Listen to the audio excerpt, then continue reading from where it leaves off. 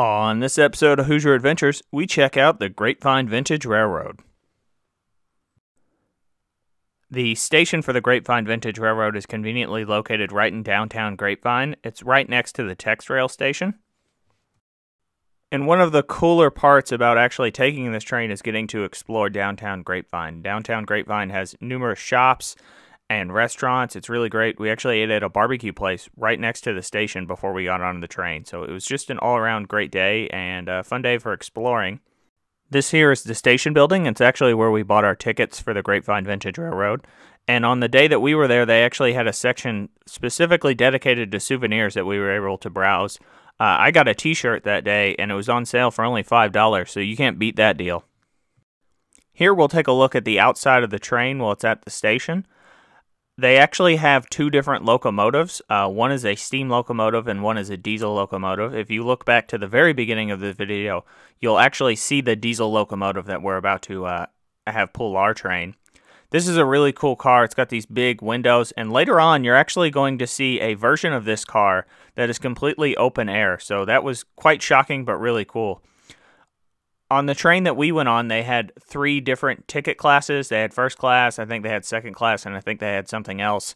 Not a lot of price difference in them. It's more just kind of about what car you want to experience. Plus, the ride is so short at around 45 minutes to an hour that even if you had to sit in a really uncomfortable seat, it wouldn't really matter. And let's go in and have a look at the train car that we rode in. So we actually booked a first class ticket. Some of the cool things that you'll notice about this train car are the seats, the windows up there at the top that actually have to be pulled open with like a stick thing, the luggage racks, as well as the windows that open. These windows actually remind me of the windows on the St. Charles Avenue streetcar in New Orleans, if you've ever ridden it. They've got that sort of clickety-clack as you open them, and then they sort of wedge in there. Easy way to mash your fingers, so be careful. This is the inside of the train car that we previously saw from the outside that I commented on how large the windows are. I'm not sure if this was second class or whatever third class was called, but you'll notice the seats aren't nearly as comfortable, but you do get a much larger window, and it is nice on a beautiful sunny day. This is the inside of a first class car. You'll notice it's completely empty. We were some of the first people to get on the train. The train actually goes out and back, so it goes out along the same set of track that it comes back to the station on. One of the cool things about that is you can sit on one side going out and one side coming in. As we got farther and farther away from the locomotive, it was cool to explore these different cars. I didn't realize, that they would all be so radically different. Here we're going to go in and have a look at that car I previously mentioned as we were outside that actually doesn't have glass in the window. So you can just stick your hand out here. You'll notice that the seats in this car, though, they don't have cushions. Here we will get a little glimpse at a TexRail train. So TexRail and the Grapevine Vintage Railroad actually board next to each other. TexRail is DFW's rail from DFW Airport Terminal B to downtown Fort Worth. There will be a Hoosier Adventures about TexRail. If it's not already out, just be on the lookout for it. And if it's already out, just make sure to check it out. Notice how nice and new the train cars are for TexRail.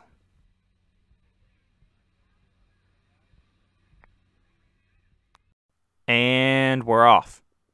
So this specific trip will actually just go east of Grapevine, and we'll go under the overpasses for the roads that go into DFW Airport. Now, there are longer trips that this train takes. From what I understand, it will actually take some trips to the DFW Stockyard, as well as at Christmas time, they have a Polar Express ride, and there's also a Jazz ride as well. So that sounds all pretty cool. Now, we didn't get to do that. We just kind of got the basic ride here, but it was still a fun day, and I highly recommend it no matter what version of the trip you get to go on. Also, while you're on the trip, they will actually have a snack cart come through, and they will sell Coca-Colas and small snacks, and they have a drawing for prizes too. So if you are lucky enough to win some of those prizes, you get to take home some free souvenirs. So that's pretty cool. If you're very familiar with the DFW area, we're actually going to go past a large U.S. mail center as well as a large Amazon fulfillment facility. So if you're familiar with those facilities in the Coppell area, You don't actually get to see him here on camera, but we did get to see him on the train.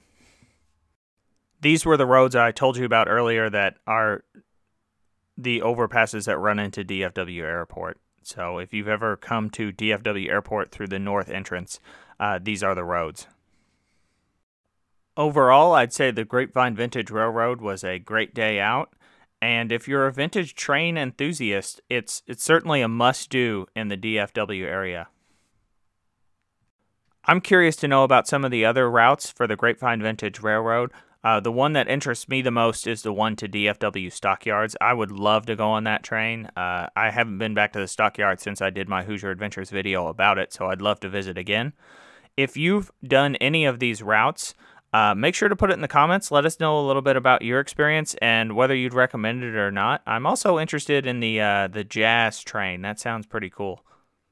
And here we are pulling back into the station. So overall, it was a short experience, but it was a great experience, and I'd recommend it to anyone.